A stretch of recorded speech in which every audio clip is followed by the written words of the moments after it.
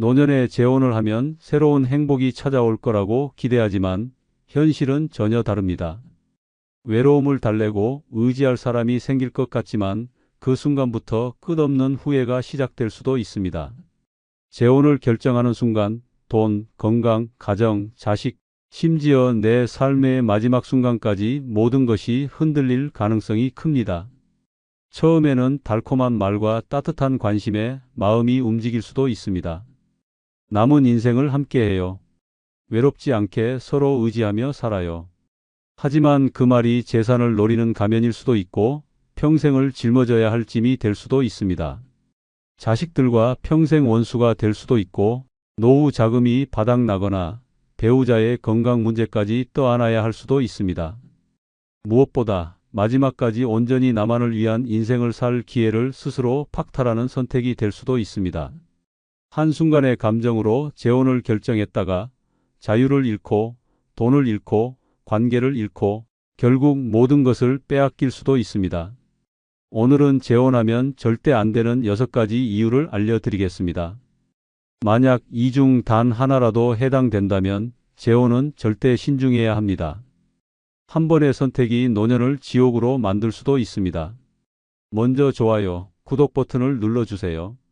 첫 번째, 노년에 재혼하면 다시 가사노동의 노예가 될 가능성이 높습니다. 혼자 살면 밥 한 끼 대충 때우고 빨래가 며칠 쌓여도 신경 쓸 필요가 없습니다. 설거지가 귀찮으면 그냥 내버려 두고 청소도 필요할 때만 하면 됩니다. 하지만 재혼하는 순간 그 자유는 사라지고 또다시 집안일의 굴레에 갇히게 됩니다. 처음에는 상대방이 서로 도와가며 살아요 라고 말하지만 그 말을 믿는 순간 인생이 피곤해집니다. 결국 가사노동을 떠안게 되는 것은 본인입니다. 아침부터 밥을 차리고 설거지를 하고 빨래를 널고 청소를 해야 하는 삶이 시작됩니다. 혼자 살면 가사를 최소한으로 줄일 수 있지만 재혼하면 상대의 생활 방식에 맞춰야 하고 불평까지 들어야 합니다. 왜 반찬이 이것뿐이야? 집이 너무 지저분한 것 같아. 같은 말들이 일상이 될 수도 있습니다. 특히 남성이 재혼하면 더 심각한 상황에 처할 수 있습니다. 처음에는 저는 간단한 밥만 먹어요 라던 여성이 결혼 후에는 밥 좀 제대로 차려요 라며 요구사항을 늘릴 수도 있습니다. 혼자 살면 대충 반찬 몇 개로 해결할 수 있지만 재혼 후에는 매일 식사를 챙겨야 하고 먹고 난 후에는 설거지가 쌓입니다. 상대방이 한 사람 추가된 것뿐인데 왜 내 손은 2배로 바쁜지 이해할 수 없는 상황이 벌어집니다. 여성의 경우도 마찬가지입니다.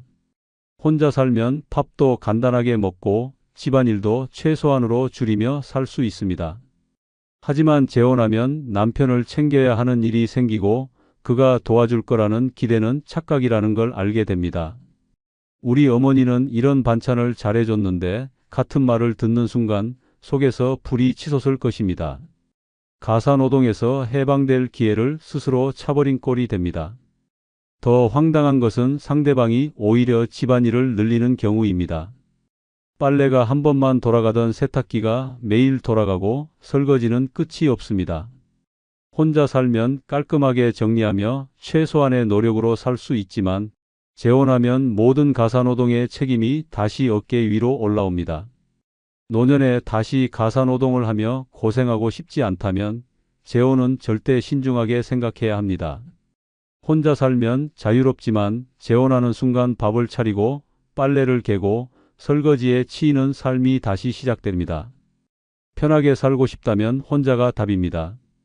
두 번째, 노년에 재혼하면 내 집이 더 이상 내 집이 아닐 수도 있습니다. 오랫동안 익숙했던 공간, 내 방식대로 정리해 놓고 살던 집이었는데 재혼하는 순간 그 모든 것이 뒤바뀔 위험이 큽니다.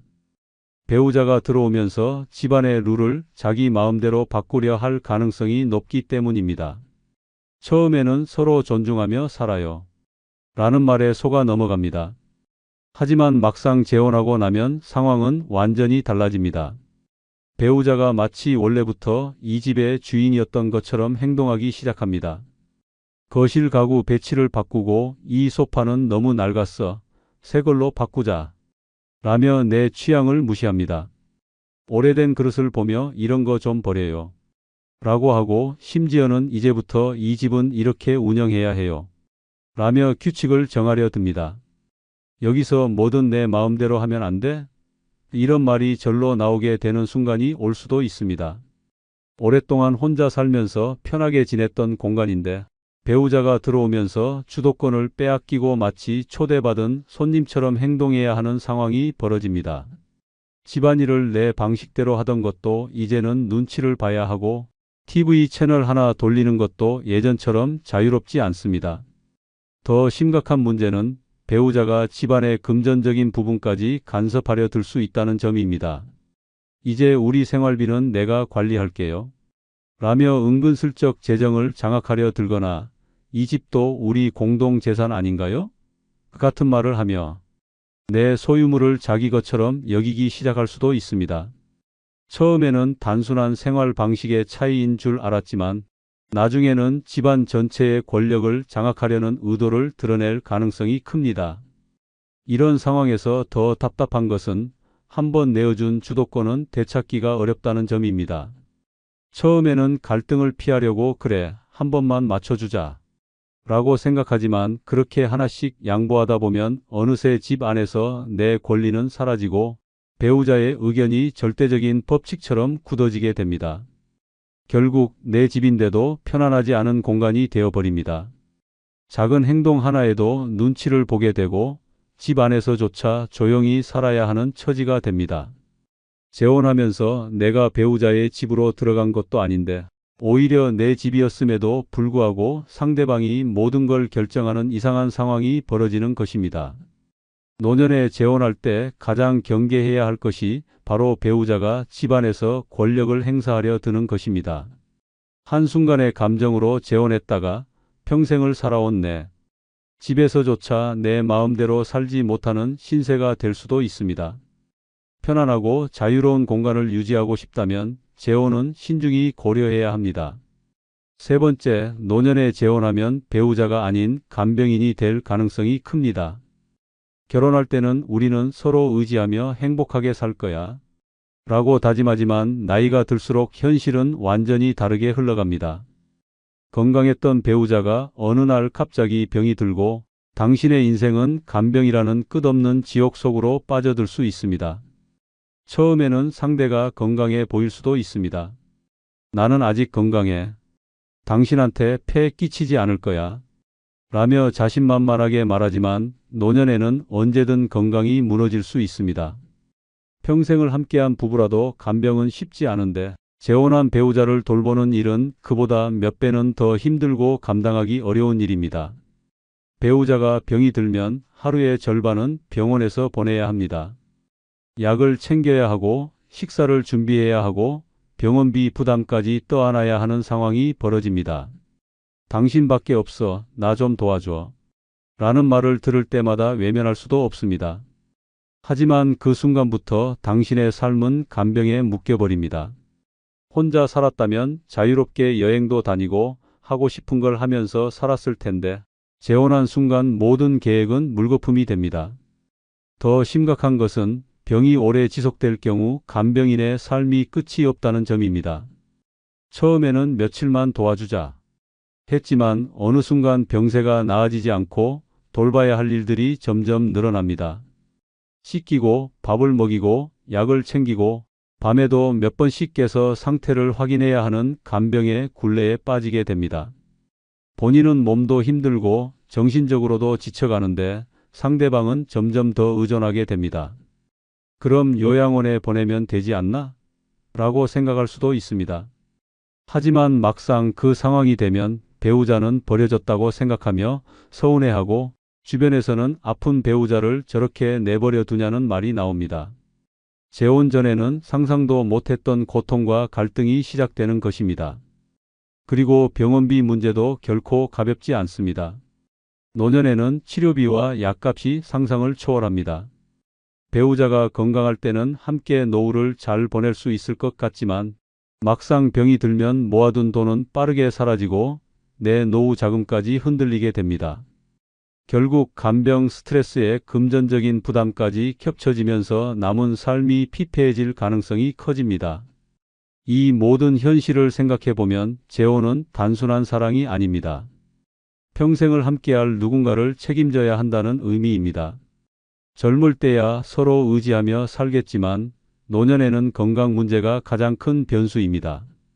상대가 지금 건강해 보인다고 해서 이후에도 건강할 거라는 보장은 없습니다.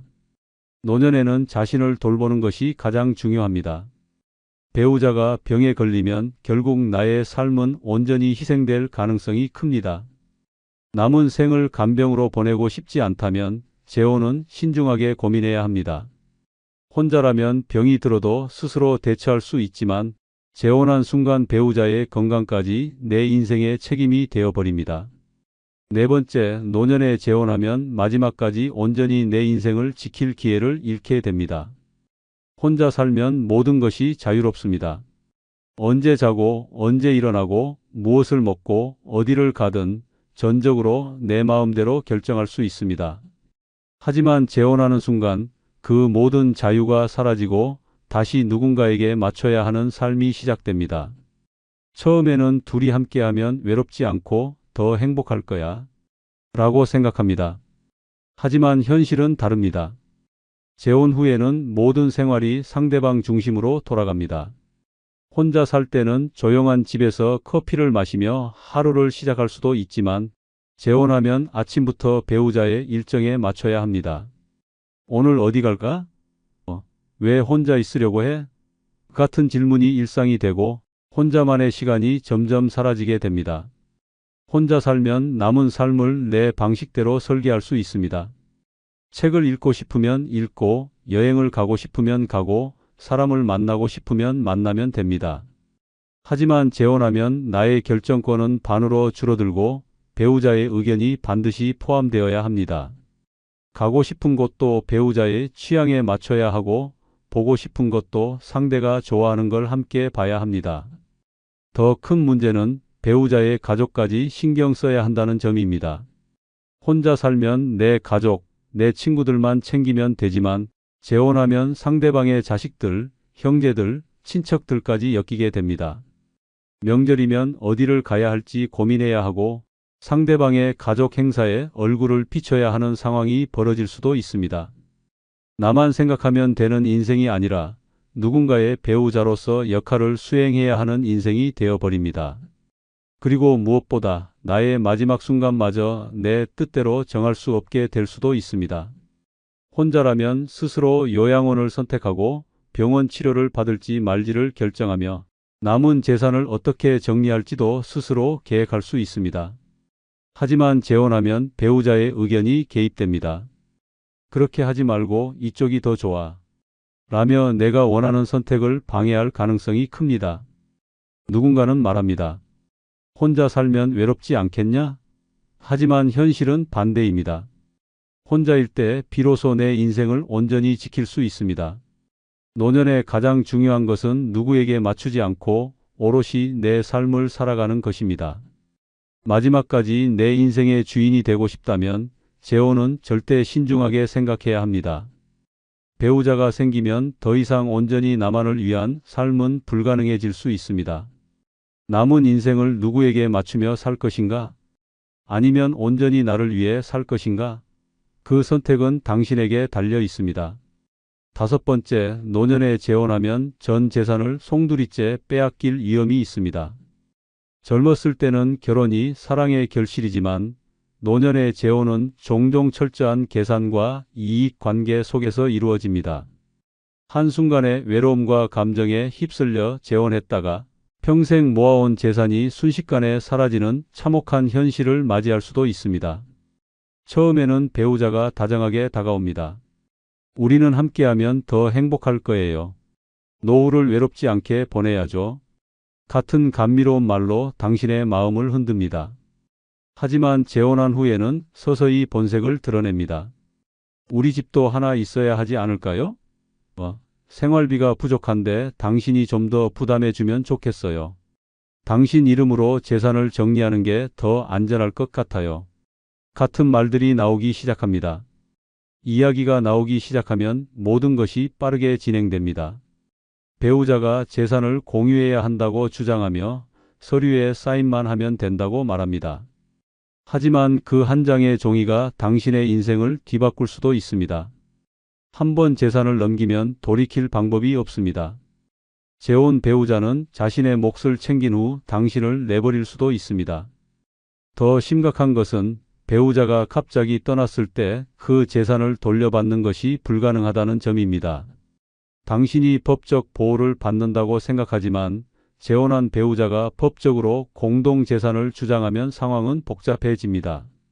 설령 법적 싸움을 한다고 해도 이미 당신이 가진 것은 사라지고 긴 싸움 끝에 남는 것은 황폐해진 인생뿐입니다.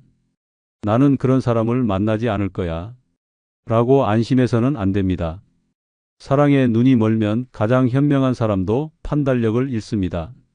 재혼을 생각하는 순간 상대가 정말 믿을 만한 사람인지 경제적으로 독립적인 사람인지 반드시 확인해야 합니다.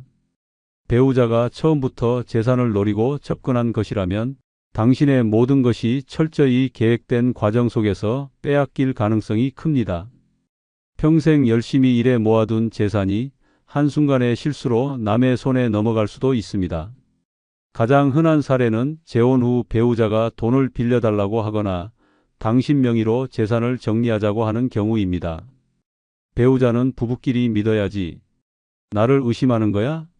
같은 감정적인 압박을 가하며 당신을 흔들 수도 있습니다. 하지만 이러한 상황에서는 절대 마음을 약하게 먹어서는 안 됩니다. 재혼을 하면 법적으로도 배우자의 권리가 생기게 됩니다. 만약 당신이 먼저 세상을 떠난다면 당신의 재산은 자식들에게만 가는 것이 아니라 재혼한 배우자에게도 상당 부분 넘어가게 됩니다. 자식들과 배우자 간의 재산 싸움이 벌어질 수도 있고 결국 당신이 평생 일군 재산은 가족에게 돌아가지 않을 수도 있습니다. 노년에는 경제적 안정이 무엇보다 중요합니다. 한번 재산을 잃으면 다시는 돌이킬 수 없습니다. 재혼은 감정이 아니라 철저한 현실적인 판단이 필요합니다. 마음이 외롭다고 쉽게 결혼을 결정했다가 노년의 마지막을 비참하게 보낼 수도 있습니다. 재산을 지키고 싶다면 재혼을 신중히 생각해야 합니다. 한순간의 감정으로 재혼했다가 전 재산을 송두리째 날리는 실수를 해서는 안 됩니다. 평생 모은 돈이 사라진 후 후회해봐야 그때는 이미 늦습니다. 6번째, 노년에 재혼하면 자식들과 평생 원수가 될 위험이 큽니다. 처음에는 부모님도 행복하셔야죠. 라고 말하던 자식들도 막상 현실이 되면 태도가 180도 바뀝니다. 재혼은 절대 안 됩니다. 그 사람을 정말 믿을 수 있어요? 라며 반대하는 일이 흔합니다. 부모의 행복을 바란다고 말하면서도 자신들의 입장에서 손해가 될 가능성이 보이면 즉시 반발하는 것입니다. 부모가 재혼하는 순간 자식들의 머릿속에는 온갖 복잡한 계산이 돌아갑니다. 우리 재산은 어떻게 되는 거지? 저 사람이 엄마 아빠의 돈을 다 가져가면 어떡하지? 저 사람이 병이라도 걸리면 우리한테 부담이 되는 건 아닐까? 자식들은 부모의 행복보다 자신들에게 미칠 경제적, 심리적 영향을 먼저 생각합니다. 처음에는 예의상 반대를 하지 않더라도 재혼 후에는 본색을 드러냅니다. 새로운 배우자가 생긴 뒤 가족 모임은 서서히 사라지고 명절에 자식들이 찾아오지 않는 일이 벌어집니다. 우리끼리 조용히 보내려고요. 바빠서 못 갈 것 같아요. 라는 말이 반복되고 어느 순간 연락조차 끊어질 수 있습니다. 특히 재혼한 배우자가 자식들과 갈등을 일으키면 상황은 더욱 심각해집니다. 왜 자식들이 우리 집에 자꾸 와? 그냥 너희끼리 따로 시간을 보내는 게 좋지 않을까? 라며 서서히 거리감을 만들 수도 있습니다. 배우자가 나쁜 의도가 없더라도 결국 부모와 자식 간의 관계는 틀어지게 됩니다. 더 심각한 것은 부모가 세상을 떠난 후 벌어질 재산 다툼입니다. 법적으로 재혼한 배우자는 배우자로서의 권리를 갖게 됩니다. 부모가 모아둔 재산이 재혼 배우자에게 넘어가게 되면 자식들은 그제야 본격적으로 반발하게 됩니다. 이건 말이 안 된다. 아버지 어머니가 우리를 배신한 거야? 라며 분노하게 되고 결국 법적 분쟁까지 이어질 수도 있습니다. 평생을 키운 자식들과 법정에서 싸우는 상황이 벌어질 수도 있는 것입니다. 노년의 평온한 가정을 유지하고 싶다면 재혼은 신중하게 생각해야 합니다. 자식들은 부모가 외롭지 않기를 바라지만 동시에 부모가 다른 사람에게 마음을 빼앗기는 것도 원하지 않습니다. 부모의 재혼이 자신들의 미래에 영향을 줄 수 있다는 불안감이 작용하기 때문입니다. 결국 재혼하는 순간 자식들과 돌이킬 수 없는 강을 건널 가능성이 매우 높습니다. 부모는 새로운 행복을 찾아가려 하지만 자식들은 그것을 인정하지 않고 반발하는 현실이 반복됩니다. 자식들과 평생 원수가 될 위험을 감수하고서라도 재혼을 해야 하는지 신중하게 고민해야 합니다. 노년의 마지막을 외롭지 않게 보내려는 결정이 오히려 더 깊은 외로움을 가져올 수도 있습니다. 노년에 재혼하면 안 되는 이유는 단순하지 않습니다. 단순한 외로움 해결책이 아니라 인생 전체가 바뀌는 문제입니다. 배우자가 내 집에서 권력을 행사하고 내 돈을 마음대로 쓰고 자식들과 갈등을 일으키고 결국 내 마지막 순간까지 결정권을 행사할 수도 있습니다. 혼자 살면 자유롭고 평온한 삶을 누릴 수 있지만 재혼하는 순간 끝없는 간섭과 희생의 굴레에 갇히게 됩니다. 상대방이 처음에는 다정하게 굴어도 결국 당신을 보험처럼 이용하거나 당신이 간병인이 되어야 할 상황이 올 수도 있습니다. 사랑이라고 착각하면 안 됩니다. 노년의 재혼은 감정이 아니라 현실적인 계산이 필요합니다. 한순간의 선택이 내 남은 인생을 어떻게 바꿀지 냉정하게 생각해야 합니다. 후회해도 되돌릴 수 없는 상황이 벌어질 수도 있습니다. 노년에는 가장 중요한 것이 돈, 건강, 그리고 자유입니다. 이 세 가지를 지키고 싶다면 재혼을 신중하게 고민해야 합니다. 행복을 찾으려다 오히려 인생이 엉망이 될 수도 있습니다. 한순간의 감정에 휩쓸려 평생의 자유를 잃는 어리석은 선택은 절대 하지 마십시오. 끝으로 구독, 좋아요 해주시면 더 좋은 영상으로 보답하겠습니다. 감사합니다. 여러분, 결혼한 자식이 어느 순간 당신과 점점 멀어지는 것 같다고 느낀 적이 있나요?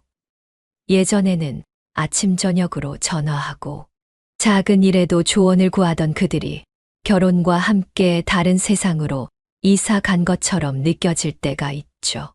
우리 자식은 왜 이렇게 변했지? 이런 생각이 들며 섭섭함과 배신감이 몰려오는 순간이 있었을 겁니다. 하지만 진실은 뭘까요? 결혼한 자식의 1순위는 이제 배우자가 되었습니다. 이 사실을 인정하지 않으면 자식과의 관계는 점점 더 멀어지고 그 끝은 고독한 노후로 이어질 수 있습니다. 그런데 여기에 놀라운 반전이 있습니다. 결혼했다고 해서 자식이 완전히 내 편에서 떠난 것은 아니다. 결혼한 자식을 내 편으로 만드는 비결이 따로 있기 때문입니다.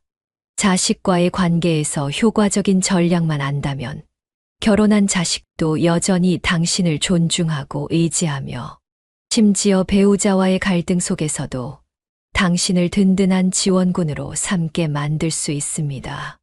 그렇다면 어떻게 해야 할까요? 자식을 다시 당신의 편으로 돌리기 위해 지금부터 우리가 써야 할 비밀 병기들을 하나씩 공개합니다.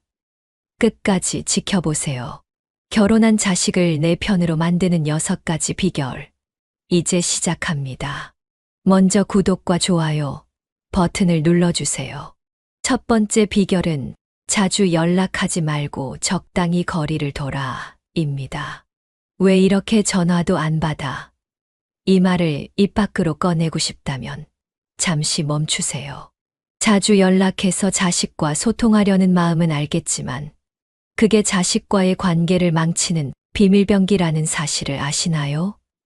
결혼한 자식에게 너무 자주 연락하면 당신은 귀찮은 존재, 부담스러운 존재로 전락할 수 있습니다. 적당히 거리를 둬야 자식이 오히려 우리 부모님은 정말 현명하다고 생각하게 됩니다. 자식은 이제 결혼을 했습니다. 결혼한 순간부터 자식의 인생 1순위는 부모가 아니라 배우자가 됩니다. 그런데 당신이 하루가 멀다 하고 전화하고 사소한 일에도 참견하려 하면 자식은 우리 부모니 왜 이렇게 나를 간섭해? 라고 느끼게 됩니다. 결국 부담과 짜증이 쌓이면서 연락은 점점 더 줄어들게 되고 자식은 부모를 피하려고만 합니다. 예를 들어보죠. 김 할머니는 결혼한 딸에게 하루에도 몇 번씩 전화를 걸었습니다. 오늘 뭐 먹었니? 손주는 잘 지내니? 너희 남편은 요즘 회사에서 어때? 처음엔 딸도 정성스럽게 대답했지만 시간이 지날수록 딸은 전화 받기를 꺼려 했습니다. 이유는 단순합니다. 딸은 자신의 삶에 집중하고 싶은데 엄마의 과도한 관심이 마치 사생활을 감시하는 것처럼 느껴졌던 거죠. 결국 딸은 엄마, 너무 자주 연락하지 마세요라고 단호히 말했고, 그날 이후로 모녀 관계는 어색해졌습니다. 여기서 중요한 포인트. 연락은 적당히, 그리고 필요할 때만 하세요. 결혼한 자식이 먼저 연락할 시간을 줘야 자식이 진심으로 당신을 그리워할 기회를 만들 수 있습니다. 자식에게 하루 2번, 3번 연락하면 자식은 부모님은 언제나 내 옆에 있다고 느끼면서도 너무 부담스럽다는 생각을 하게 됩니다. 오히려 연락을 자제하고 거리를 두면 자식은 당신이 독립적이고 멋진 부모라고 생각하며 스스로 먼저 연락하게 될 겁니다. 또 하나, 자주 연락하면 자식의 배우자와 갈등을 초래할 수도 있습니다. 배우자는 이렇게 생각할 겁니다. 왜 우리 집에 부모님 전화가 끊이질 않지? 결혼했는데. 왜 자꾸 우리 일에 간섭하시지? 결국 자식 부부 사이에 불편함이 생기고 그 불편함은 당신에게 돌아옵니다. 결혼한 자식에게 자주 연락하는 건 자식의 결혼 생활에 불을 지르는 일이나 다름없습니다. 적당한 거리 두기는 관계를 더 건강하게 만듭니다. 연락하지 않으면서도 자식을 위해 응원하고 뒤에서 조용히 지켜봐 주는 모습을 보여주세요. 그러면 자식은 당신의 태도를 보며 감동하고 오히려 스스로 부모를 찾는 일이 많아질 것입니다. 결론적으로 자주 연락하지 않는 것이 자식을 내 편으로 만드는 첫걸음입니다. 적당히 거리를 두세요. 그 거리가 자식에게는 존중이고 당신에게는 건강한 관계로 가는 지름길이 될 것입니다. 연락은 짧고 간결하게, 그리고 가끔씩만. 그렇게 할 때 자식은 당신을 더욱 사랑하고 존중하게 될 것입니다. 2번째 비결은 지원은 절대 하지 마라입니다. 결혼한 자식에게 돈을 퍼주는 순간 당신의 위치는 더 이상 부모가 아닌 ATM, 기계로 전락합니다. 한 번만 도와주세요라는 자식의 애원에 흔들려 지갑을 열었다면 그 순간부터 당신의 존재 가치는 돈을 기준으로 평가받기 시작합니다. 결국 자식이 진짜 필요로 하는 부모의 역할은 사라지고 당신은 오로지 경제적 지원을 제공하는 도구로 남게 되는 거죠. 왜 이렇게 단호하게 말하냐고요? 돈을 주는 것이 관계를 회복할 수 있는 유일한 방법이라면 그 관계는 이미 균열이 생긴 상태입니다. 자식에게 돈을 주는 순간 그들은 부모님은 항상 도와줄 거야 라고 생각하게 되고 자신이 처한 문제를 해결하려는 노력을 하지 않습니다. 결혼한 자식은 이제 배우자와 함께 삶을 꾸려야 할 책임을 가졌습니다. 그런데도 부모의 돈에 기대는 순간 그들의 독립심은 완전히 무너지고 맙니다. 더 심각한 건 경제적 지원이 결국 가족 간 갈등의 씨앗이 된다는 점입니다. 자식의 배우자는 어떻게 생각할까요? 왜 항상 당신 부모님이 돈을 줘야 해? 혹은 우리 부모님은 왜 지원 안 해주지? 같은 생각이 들며 갈등이 생길 가능성이 높습니다. 돈 문제는 자식 부부 사이의 갈등을 유발하고 그 불똥은 결국 당신에게 튀게 될 겁니다. 예를 들어 한 70대 부모가 결혼한 아들에게 매달 생활비를 지원해 줬습니다. 처음엔 아들이 덕분에 숨통이 트인다고 감사했죠. 하지만 시간이 지나자 그 돈은 점점 당연한 것으로 여겨졌고, 아들의 배우자는 왜 당신 부모님이 우리 생활비를 계속 대줘야 해? 우리 경제적 자립은 언제 이루어지는데 라며 불만을 터뜨렸습니다. 결과적으로 그 부모는 돈도 잃고 자식 부부의 신뢰도 잃고 오히려 간섭이 많다는 비난까지 받게 되었죠. 또한 경제적 지원은 당신의 노후를 무너뜨릴 수도 있습니다. 자식에게 돈을 주느라 정작 본인의 노후 준비는 엉망이 된다는 사실을 아시나요? 자식에게 돈을 줘서 기쁘게 해줬다고 생각하지만 결국 당신의 통장은 텅 비게 되고 자식마저 당신의 헛된 희생을 당연시하게 됩니다. 부모가 경제적으로 무너지면 자식은 그 부담을 감당하려 하지 않고 오히려 부모의 상황을 불편해하며 멀어질 가능성이 더 큽니다. 결혼한 자식을 내 편으로 만들고 싶다면 경제적 지원은 절대 하지 않는 것이 최선입니다. 자식이 경제적 어려움을 겪고 있더라도 그들이 스스로 문제를 해결할 수 있도록 한 발 물러서는 용기를 가지세요. 대신 지혜로운 조언과 감정적 지지를 통해 진정한 부모의 역할을 수행하십시오. 돈으로 자식의 사랑을 얻을 수 있을 거라 생각하지 마세요. 돈은 오히려 관계를 왜곡하고 부모의 진정성을 가립니다.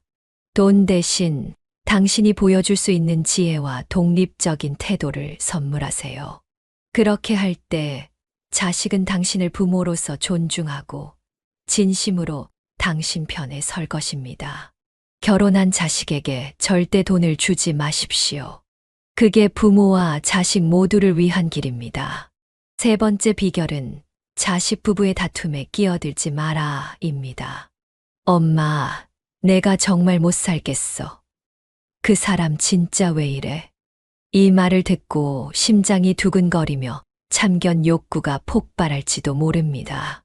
하지만 여기서 절대 넘어가선 안 됩니다. 자식 부부의 다툼에 끼어드는 순간 당신은 영원히 두 사람 사이에 미운 털로 남을 가능성이 높습니다. 그들은 싸우다 풀 수 있지만 당신은 그 다툼의 후폭풍에 영원히 휘말리는 신세가 될 겁니다. 왜 끼어들면 안 되는지 이야기해 볼까요? 부부싸움은 말 그대로 부부만의 문제입니다. 그 안에는 서로의 감정, 오해, 그리고 두 사람만이 알 수 있는 관계의 뉘앙스가 담겨 있어요. 그런데 부모가 거기 끼어들면 그건 마치 복잡한 퍼즐 위에 대책 없는 손이 불쑥 들어가는 꼴입니다. 자식은 처음엔 당신의 말에 귀 기울이는 척할지 몰라도 결국 이렇게 말할 겁니다. 엄마, 이건 우리 문제잖아. 그냥 냅둬요. 예를 들어 김 할머니는 아들이 결혼한 뒤 며느리와 다툴 때마다 어김없이 조언과 충고를 날렸습니다. 아들이 하소연하면 며느리를 질책했고 며느리가 불만을 털어놓으면 아들을 야단쳤죠. 처음엔 두 사람 모두 역시 부모님밖에 없어라고 말하며 김 할머니를 찾았지만 그 결과는 어땠을까요? 시간이 지나자 아들은 엄마가 며느리 편만 든다고 느꼈고 며느리는 시어머니가 너무 간섭한다고 불만을 터뜨렸습니다. 김 할머니는 결국 두 사람 사이에서 공공의 적이 되었고 부부의 싸움이 있을 때마다 더 이상 불려가지 않게 되었죠. 다툼에 끼어드는 게 왜 위험한가? 자식 부부의 다툼은 단순한 논쟁처럼 보여도 사실 그 안엔 그들만의 언어와 방식이 있습니다. 부모가 그 다툼에 끼어들면 그들은 당신의 조언보다 간섭으로 받아들이기 쉽습니다. 또한 자식은 부모에게 문제를 털어놓고도 막상 배우자와 화해한 뒤 부모가 했던 말을 후회하며 당신을 탓할 수 있습니다.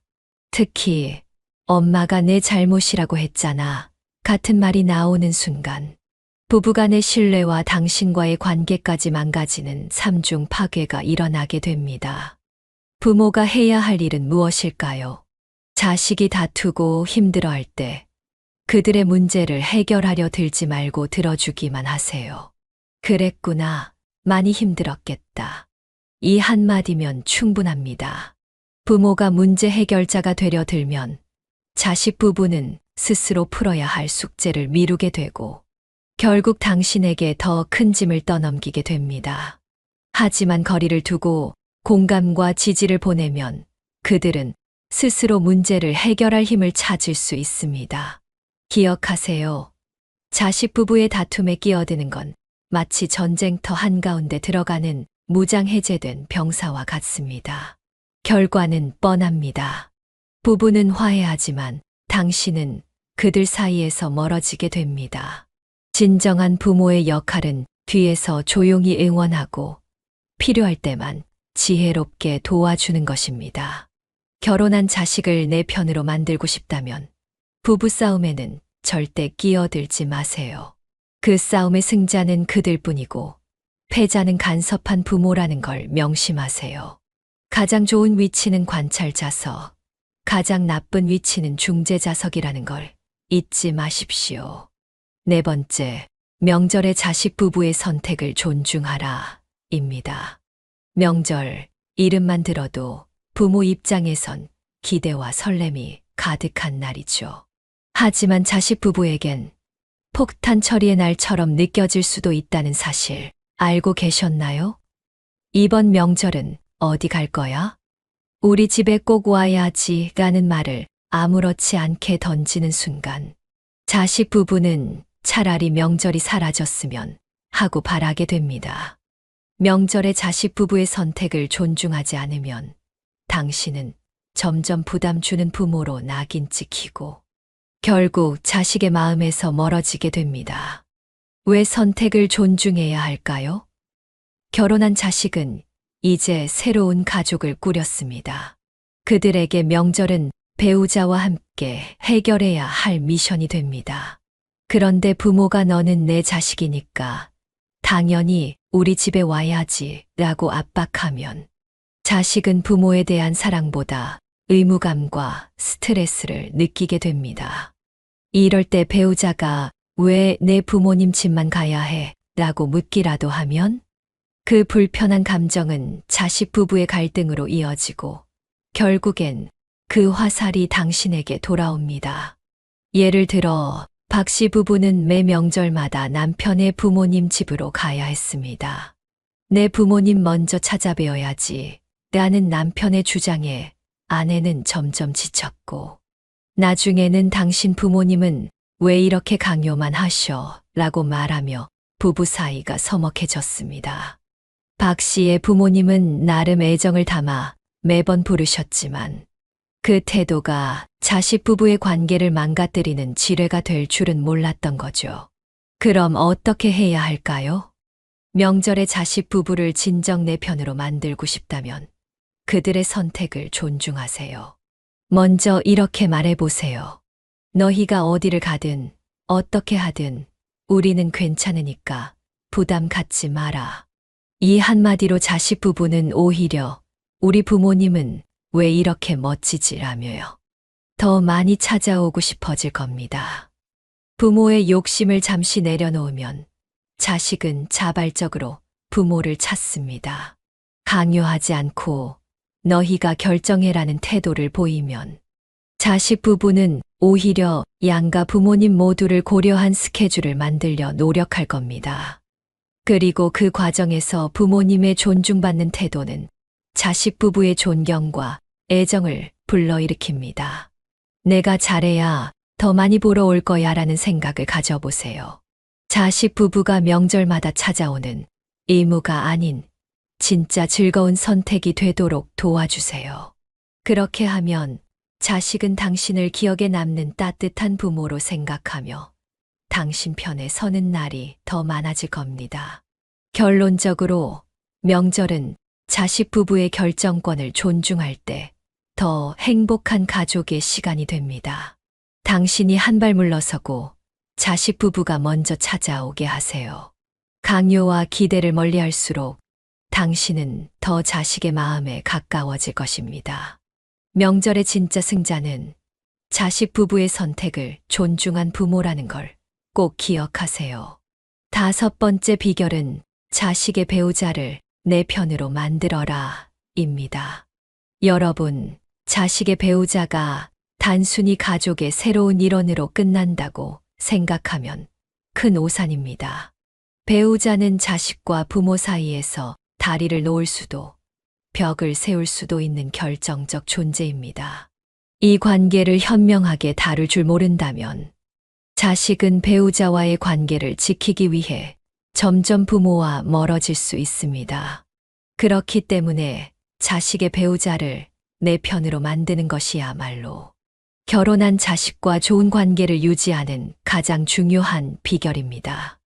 자식의 배우자를 내 편으로 만들려면 무엇보다도 그들을 자식의 반쪽으로 받아들이는 마음가짐이 필요합니다.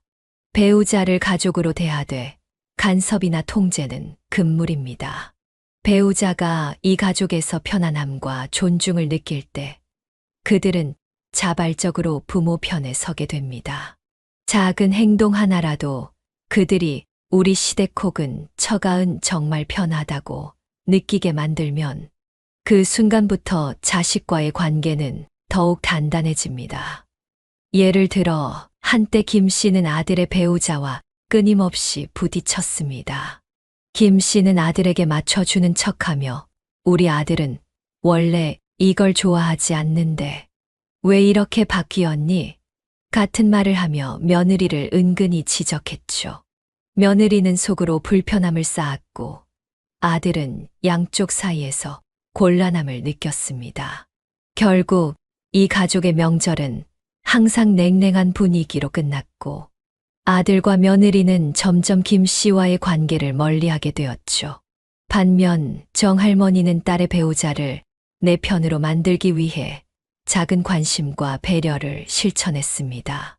사위가 축구를 좋아한다는 사실을 알게 된 정할머니는 어떤 팀 좋아해? 나도 이번엔 그 경기 한번 볼까? 라며 사위의 관심사에 맞춰 대화를 시작했습니다. 이런 가벼운 대화가 사위에게는 우리 장모님은 나를 진심으로 이해하려고 노력하시는구나라는 감동을 줬고 지금은 사위가 장모님을 가족 중 가장 편한 사람으로 여기게 되었습니다.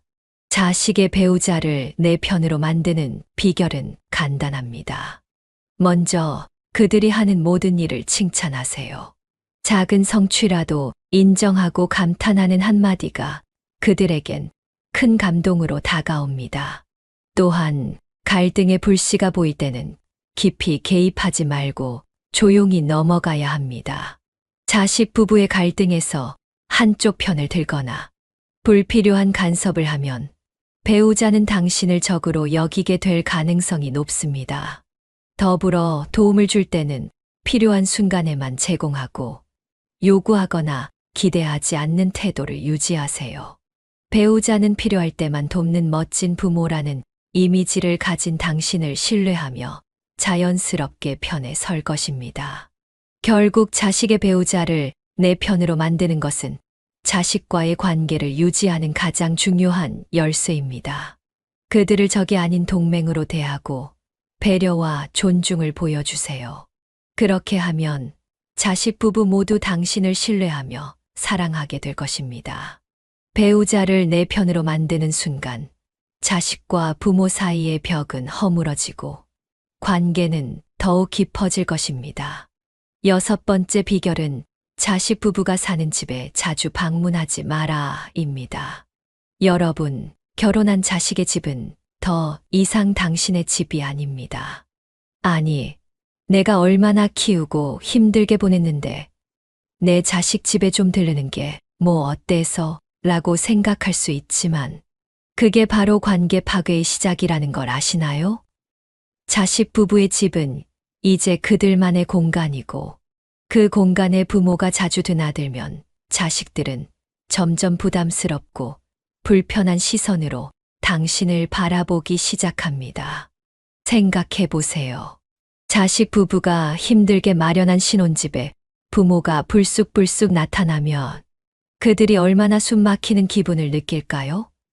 처음엔 오셨구나 하며 웃어줄지 몰라도 마음속으론 또 왜 오신 거지 라며 긴 한숨을 내쉴 가능성이 큽니다.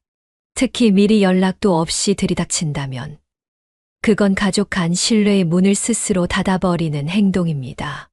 예를 들어 김 할머니는 결혼한 딸의 집에 자주 들렀습니다. 내 딸인데 이 정도는 괜찮겠지 라는 마음으로 딸의 집 냉장고를 열어보고 청소 상태를 점검하며 심지어 손주 방에 들어가 장난감도 정리해 줬습니다. 처음엔 딸이 고마워했지만 시간이 지나며 딸과 사위는 우리 집은 왜 시어머니 방문 스케줄에 맞춰야 하지 라는 불만을 품게 됐습니다. 결국 딸 부부는 엄마 제발 이제 그만 좀 와요 라는 말을 내뱉었고 김 할머니는 큰 충격에 빠졌습니다. 왜 이런 일이 벌어질까요? 자식 부부의 집은 그들만의 보금자리이기 때문입니다. 그곳은 그들이 서로를 이해하고 다투고 화해하며 가정을 꾸려나가는 소중한 공간이죠. 부모가 자주 방문하면 그 공간의 프라이버시와 독립성이 훼손되고 자식 부부는 점점 그 방문을 부담스러워하기 시작합니다. 우리 집에 오면 또 무슨 잔소리를 할까?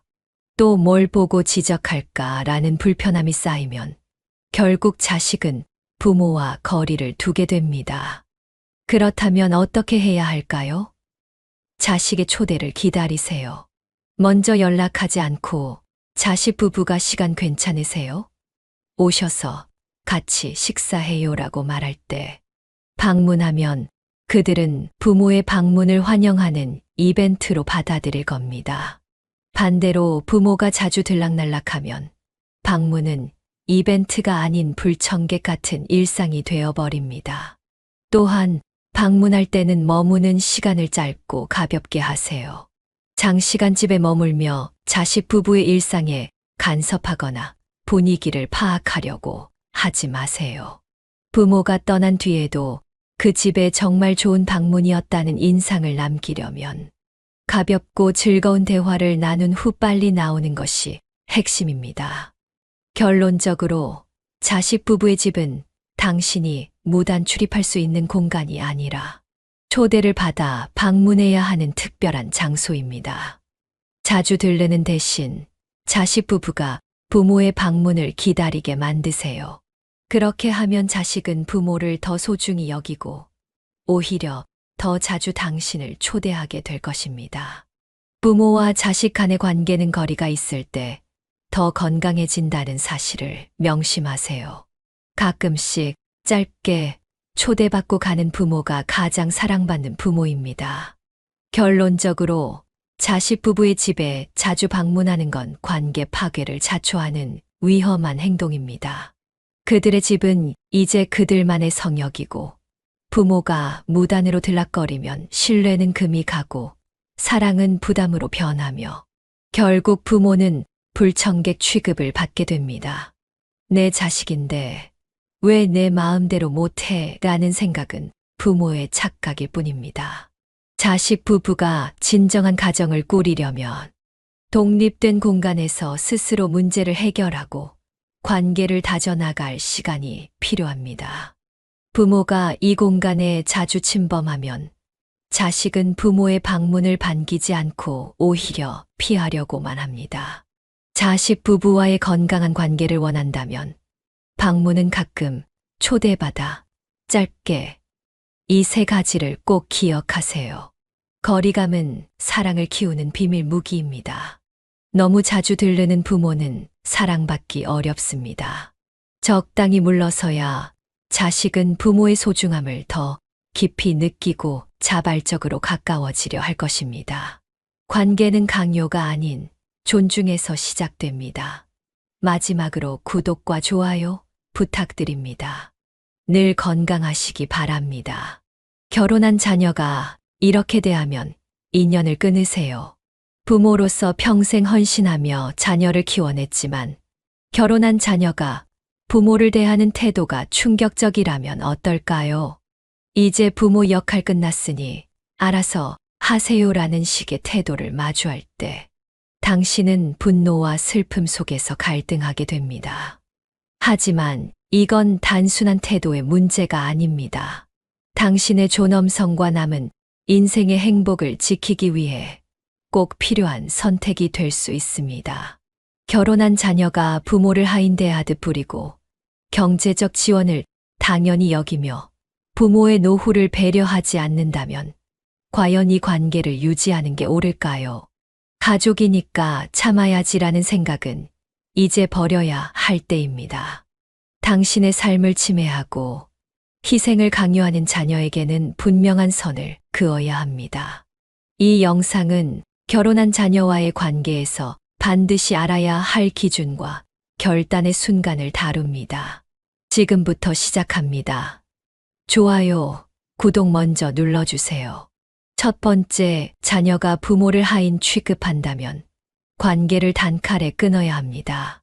부모의 사랑을 맹목적인 희생으로 여기는 자녀는 당신의 노년을 파괴하는 가장 큰 적입니다.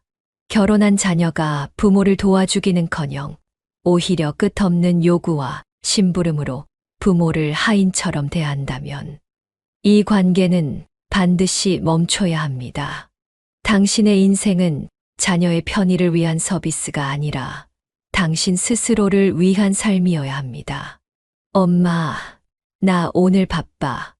애 좀 봐줘.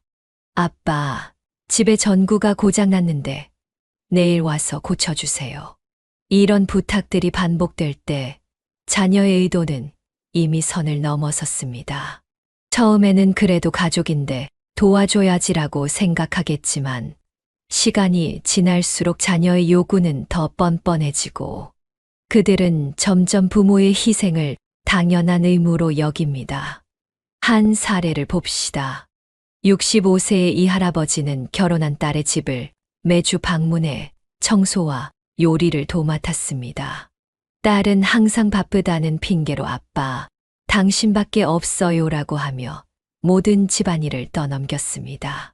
처음엔 딸을 돕는 것이 행복이라 여겼던 할아버지는 점점 나는 왜 내 노년을 이렇게 보내고 있을까라는 회의감에 빠졌습니다. 하지만 딸은 그를 배려하기는커녕 하루는 이렇게 말했습니다. 아빠, 왜 이렇게 요리가 맛이 없어요? 제발 좀 제대로 해주세요. 이 말을 듣는 순간 할아버지는 자신의 삶이 어디로 가고 있는지 절망했습니다. 그는 자신의 시간을 희생하며 딸을 위해 최선을 다했지만 정작 딸은 그의 노력을 하인처럼 대하며 당연시했던 것입니다. 왜 이런 상황이 위험한 걸까요? 자녀가 부모를 하인처럼 대하는 것은 단순히 노동의 문제가 아닙니다. 그것은 부모의 존엄성을 무너뜨리고 삶의 주도권을 빼앗는 행위입니다. 더 큰 문제는 부모가 이를 반복적으로 받아들이면 자녀는 점점 더 많은 것을 요구하며 선을 넘게 된다는 점입니다. 그럼 어떻게 해야 할까요? 첫째, 자녀의 요구에 대해 명확한 한계를 설정하세요. 내 시간은 나를 위한 것이야. 너도 내 가정을 스스로 책임져야 해라는 메시지를 분명히 전해야 합니다. 부모의 도움은 선택이지 의무가 아닙니다. 둘째, 거절에 대한 죄책감을 버리세요. 자녀가 상처받는 듯 보일 수 있지만 이는 오히려 자녀가 스스로 독립적으로 살아갈 기회를 주는 것입니다. 셋째, 당신의 삶을 되찾으세요.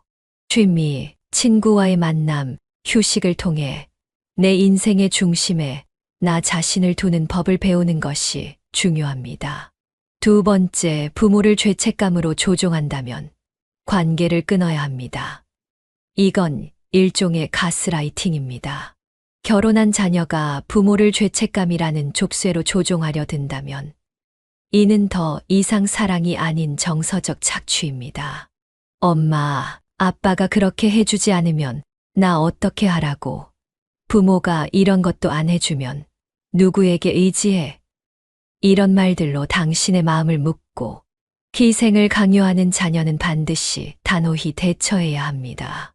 자녀는 부모의 마음을 너무 잘 압니다. 부모가 자식 앞에서 늘 내가 부족했나, 좀 더 해줘야 하지 않을까라고 스스로를 탓하는 습성을 이용해 부모의 죄책감을 무기로 사용합니다. 이런 조작은 부모로 하여금 자식의 끝없는 요구를 받아들이게 하고 정작 자신을 위한 삶을 희생하게 만듭니다. 한 사례를 보겠습니다. 65세의 김 할머니는 딸의 경제적 어려움을 도와주다가 자신도 모르게 딸의 끝없는 요구에 휘둘리게 되었습니다. 딸은 엄마가 힘들다고 말할 때마다 엄마는 평생 나를 제대로 못 챙겨줬잖아. 그거 하나 해주는 게 그렇게 힘들어. 라는 말을 반복했습니다. 그 말에 김 할머니는 죄책감을 느끼며 딸에게 더 많은 돈을 지원했지만 그 요구는 끝나지 않았습니다. 엄마, 이번에 마지막이에요라는 말은 항상 거짓이었고 딸은 결국 김 할머니의 노후 자금을 거의 탕진시켰습니다. 이런 죄책감 조작은 부모의 정신적, 재정적 자립성을 무너뜨립니다. 부모니까 당연히 해줘야 한다는 압박을 반복적으로 받다 보면 부모는 점점 자식의 요구를 거절하지 못하게 됩니다. 결과적으로 부모는 자신을 위한 시간과 돈을 잃고 심리적으로 지치고 피폐해질 수밖에 없습니다. 그렇다면 어떻게 대처해야 할까요? 우선 자녀의 말을 객관적으로 들여다보세요. 그들의 말이 당신의 감정을 조작하려는 의도가 담겼다면 이를 단호히 거부해야 합니다. 내가 도와줄 수 있는 부분과 없는 부분을 정해야 해. 내가 무조건 내 문제를 해결할 순 없어라는 메시지를 전달하세요. 또한 죄책감은 자식이 아니라 부모 스스로가 만들어내는 함정이라는 걸 깨달아야 합니다. 과거의 잘못을 되새기며 스스로를 탓하는 대신 지금 내가 얼마나 최선을 다했는지 생각해 보세요. 자녀는 성인으로서 자신의 삶을 책임져야 하며 부모는 그들의 선택을 대신할 의무가 없습니다. 세 번째, 부모를 무시하거나 하찮게 여긴다면 인연을 끊어야 합니다. 결혼한 자녀가 부모를 무시하고 하찮게 대하는 순간 이 관계는 이미 가족의 선을 넘은 비극적인 상황입니다. 자녀가 부모를 당신은 늙었으니 조용히 있어라며 하대하거나 심지어 부모의 존재를 불편한 짐처럼 여긴다면 더 이상 참고 견디지 마십시오. 이는 단순한 무례가 아니라 부모로서의 존엄을 파괴하는 폭력입니다. 엄마, 아빠가 뭘 알아? 요즘 세상에 그런 생각이 통하겠어요? 그냥 가만히 계세요. 이런 말을 듣는 순간 부모는 자신이 자식에게 존재 가치조차 없는 사람처럼 여겨진다는 상처를 받습니다. 이런 무시와 하대는 단순한 말 한마디로 끝나지 않습니다. 자녀는 부모의 의견을 무조건 배제하고 심지어 중요한 가족 행사에서조차 부모를 있으나 마나한 존재로 취급합니다. 한 사례를 들어보겠습니다. 70세 이 할아버지는 아들과의 대화 중 아들이 아버지는 저축이나 더 하지. 왜 그때 투자로 돈을 날렸냐라며 비꼬는 말을 했습니다. 그 말을 들은 할아버지는 깊은 상처를 받았지만 아들의 태도는 날로 더 뻔뻔해졌습니다. 심지어 가족 모임에서도 우리 아버지는 저런 분이니까요라며 조로 섞인 말을 해 할아버지를 웃음거리로 만들었습니다. 이런 행동은 단순한 불경이 아닙니다. 그것은 부모의 감정을 짓밟고 자녀와의 관계에서 존엄성과 자존감을 송두리째 빼앗는 행위입니다. 더 큰 문제는 부모가 이를 묵인할수록 자녀의 무시는 더 커지고 결국 부모의 삶 전체를 피폐하게 만든다는 점입니다. 부모를 무시하는 자녀는 가족이라는 이름에 기댄 폭력을 저지르고 있는 것입니다. 이 관계를 끊어내지 않으면 당신은 끝없는 상처와 고통 속에 갇힐 뿐입니다. 존엄과 자존감을 잃지 마십시오. 당신은 하찮은 존재가 아닙니다. 당신의 가치는 자녀의 태도로 결정되는 것이 아니라 스스로를 얼마나 존중하느냐에 달려 있습니다. 자녀의 무시에 굴복하지 말고 당신의 삶을 지키세요. 네 번째, 빠른 재산 증여를 요구한다면 관계를 끊으세요. 결혼한 자녀가 부모의 재산을 마치 자신의 몫인 양 당연하게 요구하며 빠른 분배를 강요한다면 이는 단순한 욕심을 넘어 부모를 경제적 수단으로 여기는 행동입니다. 엄마, 아빠가 늙기 전에 미리 정리해줘야 우리도 계획을 세울 수 있죠. 이제 줄 사람 줘야지. 언제까지 기다리라고. 같은 말을 들을 때 부모의 마음은 무너질 수밖에 없습니다. 자식이 아닌 재산의 관리자로만 보이는 순간 그 관계는 이미 금이 간 것입니다. 재산은 부모가 평생 피땀 흘려 모은 결과물이며 부모 자신의 노후를 지키는 마지막 보루입니다. 하지만 자녀가 이를 이해하지 못하고 빨리 물려줘야 내가 편하다는 생각으로 행동한다면 이는 부모를 살아있는 ATM처럼 대하는 행위와 다를 바 없습니다. 한 사례를 보겠습니다. 65세의 박 씨는 결혼한 아들이 다른 형제와 분쟁 나기 전에 미리 상속을 정리해 줘야 하지 않겠냐며 재산 분배를 요구했다고 합니다. 박 씨는 아직 은퇴도 하지 않은 상태였고 자신을 위해 필요한 자금이 많았음에도 아들은 끊임없이 압박을 가했습니다. 결국 아들은 박 씨가 일을 거절하자 이럴 거면 나중에 후회하지 마세요라는 말로 협박까지 했습니다. 그 말은 박 씨의 가슴에 깊은 상처로 남았습니다. 왜 이런 태도가 위험할까요? 재산을 빨리 분배하려는 자녀의 태도는 부모의 경제적 독립성을 훼손하고 부모의 노후를 불안정하게 만듭니다. 재산이 줄어들면 부모는 비상 상황에서 대처할 수 없고 자녀가 약속한 도움은 대부분 구두 약속에 그칠 뿐 책임지지 않는 경우가 많습니다. 어떻게 대처해야 할까요? 첫째, 재산은 부모 자신의 필요에 따라 사용하는 것임을 분명히 하세요. 이 돈은 내 노후를 위한 것이고 내가 쓸 계획이다라고 단호히 말해야 합니다. 둘째, 자녀의 요구에 휘둘리지 말고 재산 관리는 전문가와 상의해 계획적으로 진행하세요. 셋째, 자녀의 압박이 심할 경우 거리를 두고 재산 문제를 통해 관계가 망가지는 것을 방지해야 합니다. 다섯 번째, 부모의 조언을 무시하고 멋대로 행동한다면 거리를 두세요. 결혼한 자녀가 부모의 조언을 귀찮은 잔소리로 취급하거나 당신의 경험과 의견을 아무 쓸모없는 소리로 치부한다면 이는 명백히 부모를 무시하는 태도입니다. 엄마, 아빠가 뭘 알아요? 요즘 세상은 달라요. 같은 말을 들을 때마다 부모는 자신이 자식에게 더 이상 필요 없는 존재로 여겨지는 것 같아 깊은 상처를 받습니다. 부모의 조언은 사랑과 걱정에서 비롯된 것입니다. 하지만 자녀가 이를 무시하고 자기 고집대로 행동하면서도 일이 잘못됐을 때는 왜 말리지 않았어요? 라며 책임을 돌리는 경우가 많습니다. 이런 태도는 단순한 무례를 넘어 부모의 감정과 지혜를 완전히 깔아뭉개는 행동입니다. 한 사례를 봅시다.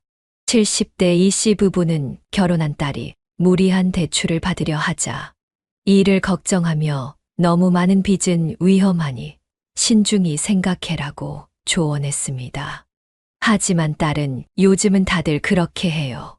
엄마, 아빠는 시대를 몰라요라며 그 말을 무시했습니다. 결국 대출 부담을 감당하지 못한 딸은 부모에게 좀 도와주세요라며 경제적 지원을 요구했습니다. 자신들의 의견을 철저히 무시하던 딸이 이제 와서 도움을 청하는 모습을 본 이 씨 부부는 깊은 허탈감에 빠졌습니다. 왜 이런 태도가 위험한가요? 부모의 조언을 무시하는 자녀는 결국 부모를 존재 자체로 무시하는 것으로 이어집니다. 부모가 아무리 좋은 의도로 말해도 이를 가치 없는 간섭으로 여긴다면 부모는 더 이상 자녀와의 관계에서 자리를 잃게 됩니다. 결국 부모는 이젠 나도 말할 필요가 없구나라는 무력감 속에서 스스로를 작아지게 만듭니다. 6번째, 부모의 노후를 방해한다면 단호히 거리를 두세요. 결혼한 자녀가 부모의 노후를 자신의 편의를 위한 수단으로 여긴다면 이는 단순한 이기심을 넘어선 삶의 침해입니다. 엄마, 아빠가 이 나이에 뭐 할 게 있어? 우리 좀 도와줘요라는 말로 부모의 시간을 자기 생활의 빈틈을 메우는 데 쓰는 자녀는 부모의 소중한 노후를 갈취하고 있는 것입니다. 자녀는 부모의 노후를 남는 시간처럼 생각합니다. 어차피 혼자 있을 텐데 우리 애 좀 봐줘요. 부모님이 집에만 계시니까 이사 도와줄 수 있죠? 라는 말은 자녀 입장에서는 아무렇지 않은 부탁일지 몰라도 부모에게는 노후의 평화로운 일상을 빼앗아가는 고통입니다. 한 사례를 보겠습니다. 70대 김 씨 부부는 결혼한 아이들이 어려서 힘드니까 좀 돌봐달라는 요청에 매일 아침 아들네 집으로 향했습니다. 처음엔 가족을 돕는 일이 즐겁다고 생각했지만 시간이 지나면서 김 씨 부부는 자신들의 시간은 점점 사라지고 있다는 걸 깨달았습니다. 심지어 아들은 감사의 말조차 하지 않고 늦게 오면 좀 더 늦게까지 봐줄 수 없었어요. 라며 불만을 토로하기도 했습니다. 이런 상황은 왜 위험한 걸까요? 부모의 시간은 자녀의 편의를 위한 것이 아닙니다. 당신의 노후는 자신을 위해 계획하고 누려야 할 소중한 시간입니다. 자녀가 이를 인정하지 않고 부모를 무료 도우미처럼 대한다면 당신의 삶은 남의 필요에 휘둘리며 사라져버릴 것입니다. 부모의 노후는 오직 부모 자신을 위한 시간이어야 합니다. 자녀가 부모의 삶을 자신의 필요를 채우는 데 쓰려고 한다면 단호히 거리를 두십시오. 당신의 노후는 누구에게도 침해받을 수 없는 소중한 권리입니다. 7번째, 집안 다툼에서 항상 다른 사람 편만 든다면 관계를 끊으세요.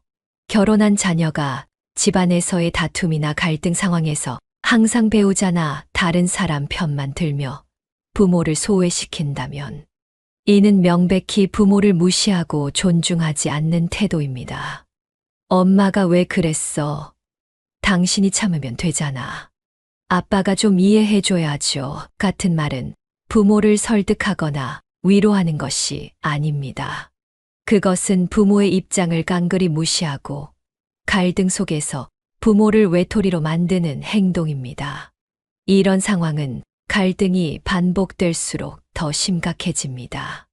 예를 들어 사소한 의견 충돌이 생겼을 때 자녀가 배우자 편을 들며 부모에게 엄마가 그만해. 왜 항상 문제를 키워? 라고 말한다면 부모는 자신이 불합리한 존재로 몰리는 기분을 느낄 수밖에 없습니다. 더구나 자녀가 우리 집 평화를 위해서 어른이 좀 참아야지라며 모든 책임을 부모에게 떠넘긴다면 그건 더 이상 가족 관계가 아닌 일방적인 희생 강요입니다. 한 사례를 보겠습니다. 66세의 정 씨는 사위와의 대화 중 사소한 오해가 생겼고 딸에게 이를 털어놓았습니다. 하지만 딸은 사위를 두둔하며 엄마가 괜히 예민하게 굴어서 그래요. 사위는 잘못한 게 없어요라고 말했습니다. 정 씨는 딸이 자신의 입장은 전혀 고려하지 않고 사위의 입장만 옹호하는 모습에 큰 충격을 받았습니다. 내 딸인데 왜 나는 항상 뒤로 밀려야 하는 걸까? 라는 생각에 마음이 무너졌습니다. 왜 이런 태도가 문제인가요? 자녀가 부모를 갈등의 희생양으로 몰고 항상 다른 사람 편을 든다면 부모는 점점 더 관계에서 배제되고 고립됩니다. 이는 단순히 감정적 상처를 넘어 부모의 존재를 부정하는 태도로 이어질 수 있습니다. 결국 부모는 스스로의 목소리를 내지 못하고 모든 갈등 상황에서 항상 잘못된 쪽으로 몰리게 됩니다. 여러분, 당장 지금부터 결혼한 자녀가 당신을 하인처럼 부리거나 희생을 당연하게 여기고 심지어 무시와 비난을 일삼는다면 그 관계는 가족이라는 이름의 독입니다. 부모니까 참아야지라는 생각은 당신의 노년을 망치는 가장 큰 함정입니다. 가족이란 이름 아래 자녀가 당신의 존엄을 짓밟고 삶의 주도권을 빼앗는다면 그때는 단호히 선을 그어야 합니다. 부모와 자녀의 관계는 사랑과 존중으로 유지되어야 합니다. 하지만 그것이 희생과 고통만 남긴다면 더 이상 그 관계는 가치가 없습니다. 당신의 인생은 오로지 당신의 것입니다. 독립적인 노후를 위해, 건강한 관계를 위해 당신을 소모시키는 자녀와는 거리를 두세요. 당신의 시간과 존엄은 누구에게도 빼앗겨서는 안 됩니다. 단호한 결단으로 당신의 삶을 지키세요. 노년은 누군가의 도구가 되는 시간이 아니라 당신을 위한 새로운 시작입니다. 부모라는 이름으로 스스로를 희생하지 마세요. 마지막으로 구독, 좋아요 부탁드립니다. 감사합니다. 60세 이후에 이 6가지를 자주 소비하면 노년에 깡통찹니다. 여러분, 60세 이후의 소비는 단순한 돈의 문제가 아닙니다. 노년의 존엄성과 안정된 삶의 무덤을 파는 선택이 될 수 있습니다. 나는 괜찮겠지. 이 정도는 써도 되라는 방심은 결국 당신의 통장을 텅 비우고 노후를 끝없는 후회와 고통으로 몰아넣을 겁니다. 노년에는 돈 한 푼 한 푼이 생존의 수단입니다.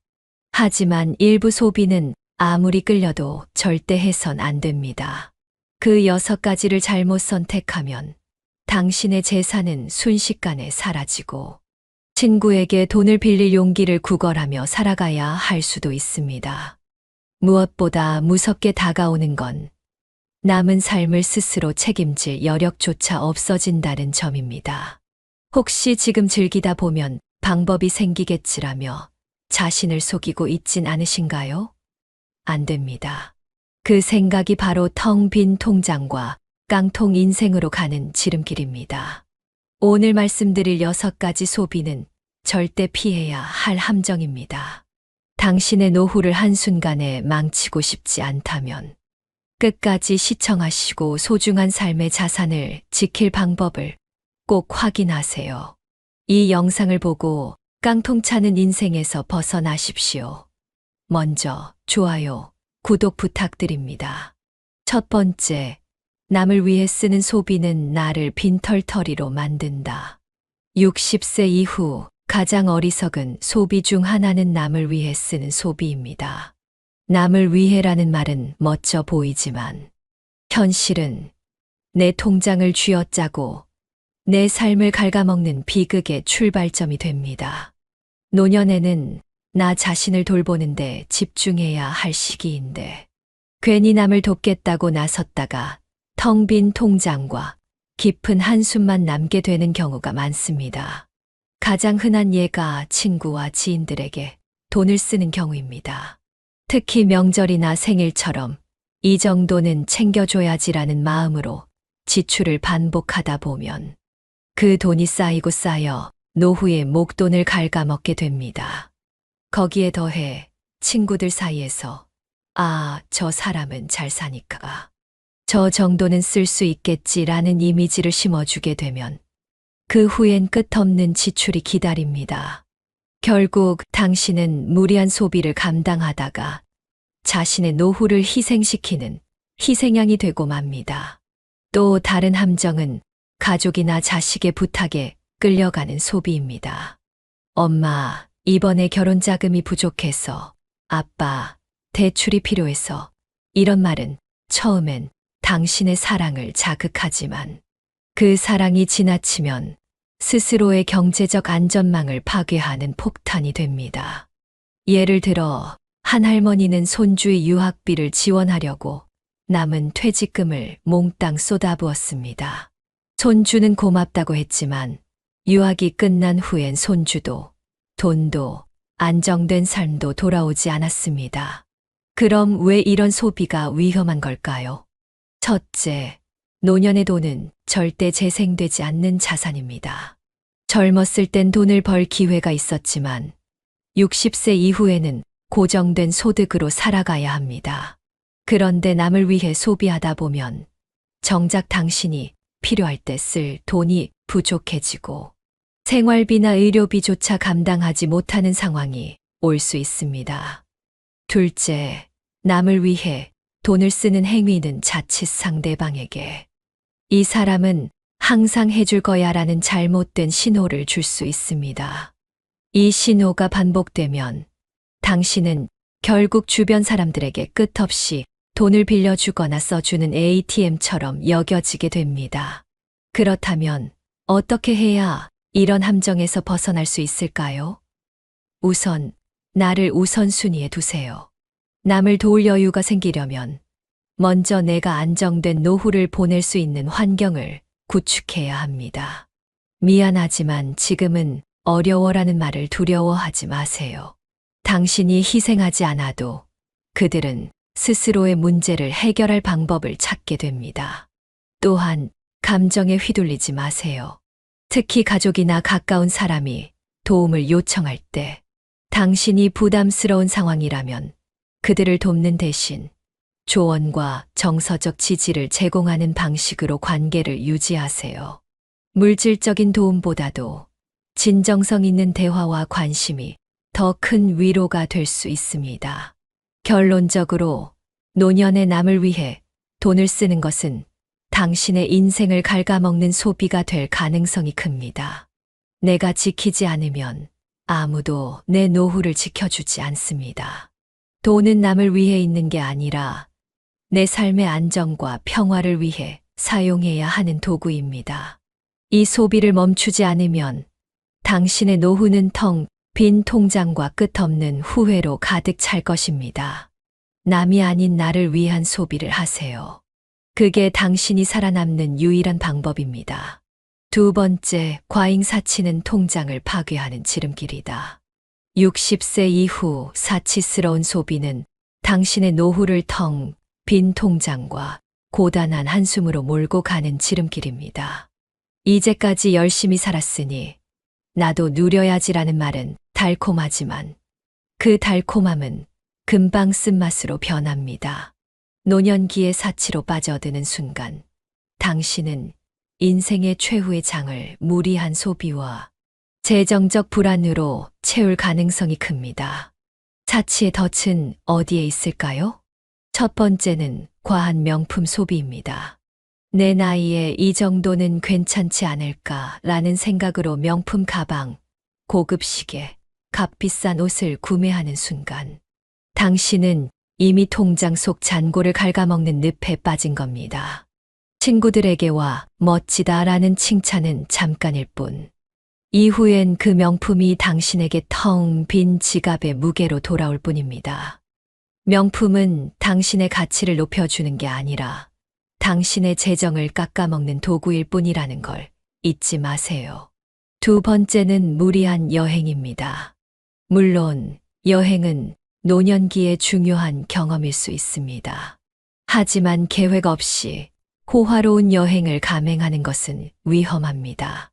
예를 들어 한 할아버지는 이번이 마지막이다라는 마음으로 고급 크루즈 여행을 결심했습니다.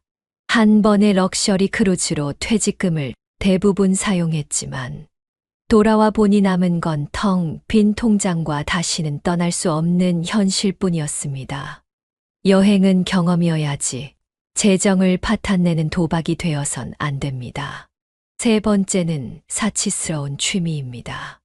노년에 새로운 취미를 시작하는 건 좋지만 비싸고 유지비가 큰 취미는 노후 재정을 무너뜨릴 가능성이 큽니다.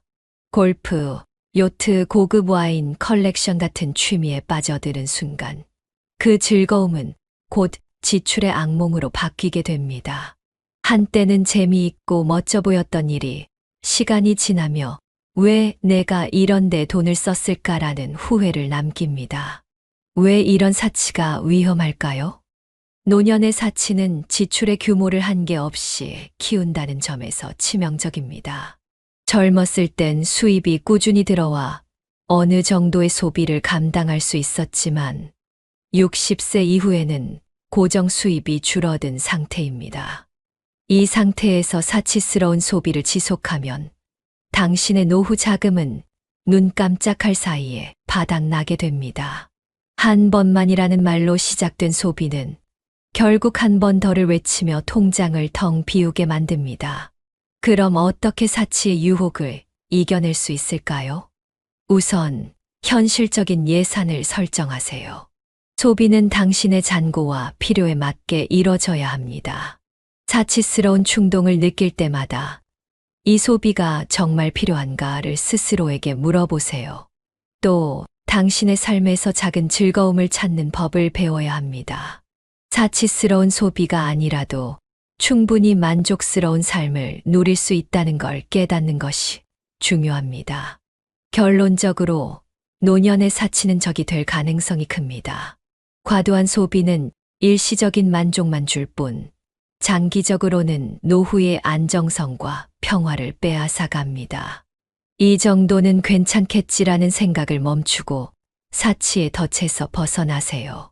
당신의 노후는 고급 브랜드나 호화로운 경험이 아니라 안정된 재정과 평화로운 삶에서 빛을 발할 수 있습니다. 사치는 곧 통장을 파괴합니다. 지금 멈추지 않으면 당신의 노후는 끝없는 후회로 가득 찰 겁니다.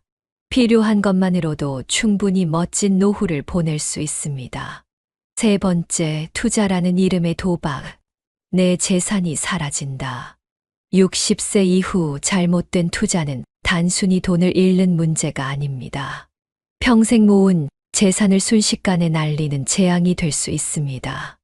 노년의 투자 실수는 다시 회복할 시간이 부족하다는 점에서 치명적입니다. 한 방에 성공하겠다는 욕심은 오히려 노후를 벼랑 끝으로 내모는 도박이 될 뿐입니다. 노년기에 들어서면 많은 사람들이 내 돈을 불려야지라는 마음으로 투자를 시작합니다. 하지만 이 시기의 투자는 젊은 시절과 다릅니다. 리스크를 감당할 체력도, 경제적 보궐력도 약화된 상태에서 잘못된 투자. 한 번이면 모든 걸 잃을 위험이 높아집니다. 예를 들어 70대의 박 씨는 친구에게 요즘 이거 하면 돈 번다는 말을 듣고 퇴직금 전액을 암호화폐 투자에 쏟아부었습니다. 초반엔 소소한 수익이 나자 더 많은 돈을 추가로 넣었죠. 하지만 몇 달 뒤 시장이 급락하면서 그의 퇴직금은 순식간에 사라졌습니다. 이제 그는 손주에게 줄 용돈조차 고민해야 하는 처지에 놓였습니다. 그가 말합니다. 내가 이걸 왜 했을까? 욕심이 나를 망쳤어. 또 다른 사례로 사기성 투자 제안에 넘어가는 경우도 흔합니다. 이 투자만 하면 매달 고정 수익 보장, 내부 정보라 절대 손해볼 일이 없어 같은 말은 달콤하게 들리지만 결국은 당신의 돈을 노리는 함정일 가능성이 큽니다. 특히 노년층을 대상으로 하는 사기성 투자는 정교하게 꾸며진 스토리와 믿음직한 외형으로 당신을 속입니다. 한 할머니는 지역 개발 사업이라는 말에 속아 평생 모은 재산을 날렸습니다. 하지만 알고 보니 그 사업은 허구였고 투자금을 돌려받을 길조차 없었습니다. 왜 이런 투자가 위험할까요? 첫째, 노년의 재산은 단순히 돈이 아니라 안전과 존엄을 지키는 방패입니다. 그 돈이 사라지는 순간 당신은 경제적 고립뿐만 아니라 삶의 주도권까지 잃게 됩니다. 둘째, 잘못된 투자는 가족과의 관계마저 위태롭게 만듭니다. 자식들에게 도움을 요청할 수도 있지만 이는 결국 자존심의 상처로 이어지고 가족 간 갈등의 씨앗이 될 수 있습니다. 그럼 어떻게 해야 할까요? 첫째, 절대 쉽게 돈 벌 수 있다는 말에 속지 마세요. 고수익, 저위험 같은 말은 현실에 존재하지 않습니다. 투자에는 반드시 리스크가 따르며 그 리스크를 감당할 수 있는 상태에서만 진행해야 합니다. 둘째, 자신의 한계를 인지하세요. 투자에 대해 깊이 알지 못한다면 섣불리 뛰어들기보다 전문가의 조언을 구하거나 안전한 금융 상품에 관심을 가지세요. 또한 욕심을 통제하는 법을 배워야 합니다. 한 방에 부자가 되겠다는 욕망은 노년의 안정된 삶을 위협하는 가장 큰 적입니다. 작은 수익에 만족하고 현실적인 목표를 세우는 것이 중요합니다. 그리고 항상 나의 재정 상황에 맞는 투자를 해야 합니다. 돈을 지키는 것이 돈을 불리는 것보다 더 중요하다는 사실을 기억하세요. 결론적으로 60세 이후의 투자 실수는 회복할 수 없는 재앙이 될 수 있습니다. 잘못된 투자라는 도박은 당신의 노후를 송두리째 파괴할 수 있습니다. 이 정도는 괜찮겠지라는 안일한 태도를 버리고 철저히 검증된 방법으로 재산을 지키세요. 노후는 돈을 버는 시기가 아니라 지키는 시기입니다. 투자라는 이름의 함정에 빠지지 말고 당신의 소중한 재산을 끝까지 보호하세요. 한 방은 없습니다. 당신의 노후를 위한 유일한 선택은 신중하고 안전한 재정 관리입니다. 네 번째, 사회적 체면 때문에 허세 소비하면 내 노후는 끝장난다. 60세 이후 사회적 체면을 지키기 위한 허세 소비는 당신의 통장을 바닥내는 가장 빠른 길입니다. 친구 모임에서 밥값을 자주 계산하거나 괜히 멋지게 보이려고 무리한 지출을 반복한다면 그 결과는 텅 빈 통장과 깊은 후회로 돌아올 것입니다. 친구들한테 이 정도는 해줘야지. 이런 생각으로 회식에서 자꾸 카드를 꺼내고 동창회나 모임에서 과도한 선물을 챙기다 보면 어느새 당신은 모임의 공식 스폰서로 자리 잡게 됩니다. 처음에는 사람들이 고마워할지 몰라도 시간이 지나면 저 사람은 당연히 낼 사람이라는 기대만 남게 됩니다. 결국 당신의 호의는 더 이상 감사가 아닌 당연함으로 바뀌고 당신은 속으로 점점 지쳐갑니다. 또한 허세 소비는 불필요한 과시 욕구를 부추깁니다. 친구나 지인들과 만날 때 내가 아직 잘 살고 있다는 걸 보여줘야 해라는 마음으로 비싼 옷, 명품 가방, 최신 전자기기를 구입한다면 그 순간 당신은 허세의 노예가 된 겁니다. 이런 소비는 단순한 자존심 싸움으로 끝나는 게 아니라 당신의 통장을 끝없이 갉아먹습니다. 결국 남들에게 보여주는 이미지 때문에 정작 자신은 빈 껍데기 같은 삶을 살게 되는 겁니다. 한 예로 60대 중반의 최 씨는 친구 모임에서 다 내가 낼게라는 말을 습관처럼 내뱉었습니다.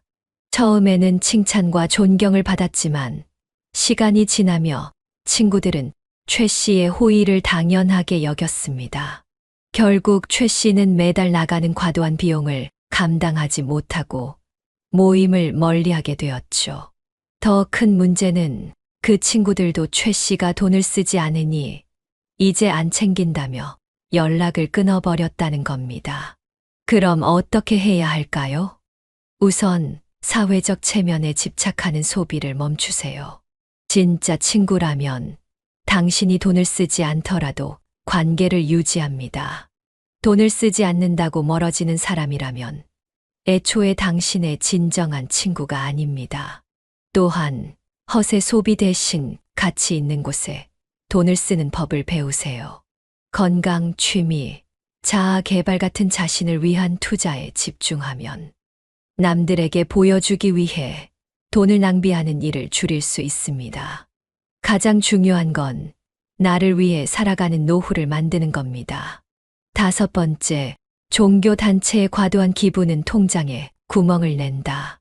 60세 이후 종교 단체의 과도한 기부는 당신의 통장을 성스럽게 텅 비게 만들 위험이 있습니다. 물론 믿음은 소중합니다.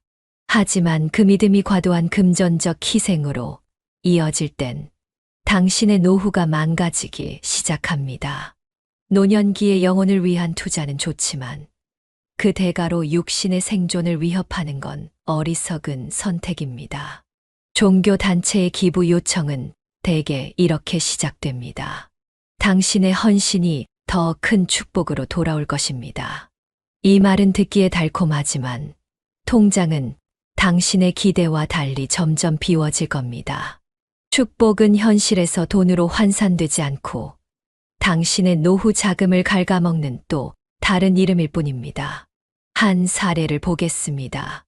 70대 박 씨는 평생 믿어온 종교 단체의 하늘의 은혜에 보답하겠다며 매달 소득의 절반을 기부했습니다. 처음엔 스스로 만족감을 느꼈지만 시간이 지나며 점점 생활비가 부족해졌습니다. 결국 그는 최소한의 생활비조차 감당할 수 없는 상황에 처했고 주변 사람들에게 도움을 요청해야만 했습니다. 아이러니하게도 그가 기부했던 단체는 그의 어려움을 돕지 않았습니다. 신께서 시험하시는 시간이라는 말만 남겼을 뿐이었죠. 문제는 이런 과도한 기부가 단순히 돈을 잃는 것만이 아니라 자신의 재정적 독립성과 존엄을 무너뜨린다는 점입니다. 노후의 삶은 재정적 안정 위에 평화를 쌓아야 하는데 잘못된 헌신은 당신의 마지막 방패마저 앗아갑니다. 기부는 선택이어야지 책임감이라는 이름으로 강요받는 행동이 되어선 안 됩니다. 6번째, 충동구매. 노후 통장을 텅 비우는 마법입니다. 60세 이후 충동구매는 당신의 통장을 순식간에 텅 비게 만드는 마법 같은 소비입니다. 한순간에 유혹에 넘어가 사들인 물건들이 쌓이는 동안 당신의 노후를 지켜줄 재산은 사라지고 남는 건 한 번도 쓰지 않은 물건들과 쓸데없는 후회뿐입니다. 이거 정말 필요할까라는 질문을 스스로에게 던지기도 전에 할인 문구나 TV, 홈쇼핑의 달콤한 목소리가 당신의 결제를 부추깁니다. 이 가격에 이런 제품을 안 사면 바보야. 같은 광고는 노년층을 가장 잘 겨냥한 심리전입니다. 당신이 이 함정에 빠지는 순간 물건은 집안에 쌓이고 통장은 점점 가벼워집니다. 한 할머니의 사례를 들어볼까요? 65세 박 씨는 TV, 홈쇼핑에서 건강한 노후를 위한 필수품이라는 말을 듣고 운동기구를 샀습니다. 처음엔 기분 좋게 박스를 열었지만 몇 번 사용하다가 귀찮아서 구석에 치워뒀죠. 그런데 몇 주 뒤 또 다른 필수품을 발견하고 구매했습니다. 결과적으로 그녀의 집은 사용하지 않는 제품들로 가득 찼고 정작 필요한 생활비가 부족해지는 현실과 마주해야 했습니다. 그녀의 말이 떠오릅니다. 내가 도대체 왜 이걸 샀는지 모르겠어. 충동구매의 가장 큰 문제는 정말 필요한 소비를 할 때 돈이 남아 있지 않다는 것입니다. 충동적으로 산 물건들은 대부분 한 번 쓰고 잊히거나 아예 개봉조차 하지 않는 경우가 많습니다. 반면 예상치 못한 의료비나 갑작스러운 생활비, 지출이 필요할 때는 이미 통장이 텅 비어 있는 상태일 수 있습니다. 그렇다면 어떻게 충동구매의 덫에서 벗어날 수 있을까요? 첫째, 24시간 원칙을 적용하세요. 구매 충동이 생길 때 바로 결제하지 말고 하루 정도 기다리세요. 시간이 지나면 그 물건이 정말 필요한지 다시 생각해 볼 수 있습니다. 둘째, 예산을 정하고 지키세요. 매달 소비할 금액을 미리 정하고 그 한도를 넘기지 않는 습관을 들이는 것이 중요합니다. 셋째, 당신의 구매 패턴을 점검하세요. 특정 광고나 할인 문구에 유난히 약하다면 그런 유혹을 피할 방법을 찾아야 합니다. TV, 홈쇼핑 시간을 피하거나 온라인 쇼핑 앱 사용을 줄이는 것도 좋은 방법입니다. 결론적으로 충동구매는 노후를 갉아먹는 치명적인 소비입니다. 한순간의 만족을 위해 결제 버튼을 누르는 행위가 결국 당신의 재정적 안정과 평화를 무너뜨릴 수 있습니다. 필요하지도 않은 물건이 당신의 집을 채우는 동안 진짜 필요한 삶의 자산은 빠르게 사라집니다. 충동구매는 멈추고 현명한 소비로 노후를 지키세요. 진정한 만족은 가득 찬 통장과 여유로운 마음에서 옵니다. 당신의 돈은 당신의 노후를 위해 쓰여야 합니다. 60세 이후의 잘못된 소비는 단순히 돈을 잃는 문제가 아닙니다. 당신의 안정된 노후를 통째로 날려버리는 지름길입니다. 한순간의 감정에 끌려 충동적으로 돈을 쓰거나 주변 사람들에게 휘둘려 재산을 퍼주다 보면 당신의 통장은 순식간에 텅 비고 남은 건 후회와 외로움뿐입니다. 지금만 쓰면 괜찮겠지라는 안일한 생각이 쌓여 노후의 깡통을 채우는 주범이 됩니다. 돈을 지켜야 할 때 보여주기 위한 허세 소비와 맹목적인 기부로 당신의 재산은 구멍난 배처럼 사라질 겁니다.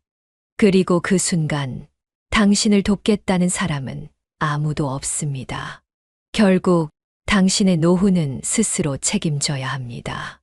돈은 적을수록 더 소중히 써야 하고 한 번 잃으면 되찾기 어렵다는 사실을 기억하세요. 내가 나를 지키지 않으면 아무도 나를 지켜주지 않는다는 경고를 새기고 오늘부터 현명한 소비를 시작하세요. 노후는 당신이 만들어가는 것입니다. 잘못된 소비가 당신의 미래를 빼앗지 않도록 지금 결단을 내리십시오. 텅 빈 통장은 절망을, 가득 찬 통장은 자유를 가져옵니다. 당신은 어떤 노후를 선택하시겠습니까? 끝으로 구독, 좋아요 부탁드립니다. 감사합니다. 노년의 이 6가지 못 지키면 쪽박찹니다. 여러분, 노년의 삶은 어떻게 준비하느냐에 따라 천국과 지옥으로 갈린다는 말 믿으시나요? 젊을 땐 내일은 잘 되겠지 라는 막연한 희망으로 살 수 있습니다. 하지만 노년은 다릅니다. 잘못된 선택 하나가 노후를 쪽박 인생으로 만들어버리는 도화선이 될 수 있습니다. 지금부터 말씀드릴 6가지를 못 지키면 평생 모은 재산은 물거품이 되고 텅 빈 통장과 외로운 노년만 남게 될 겁니다. 혹시 이런 생각을 하고 계신가요? 내 자식이 알아서 나를 챙겨주겠지. 그렇다면 그건 가장 치명적인 착각입니다.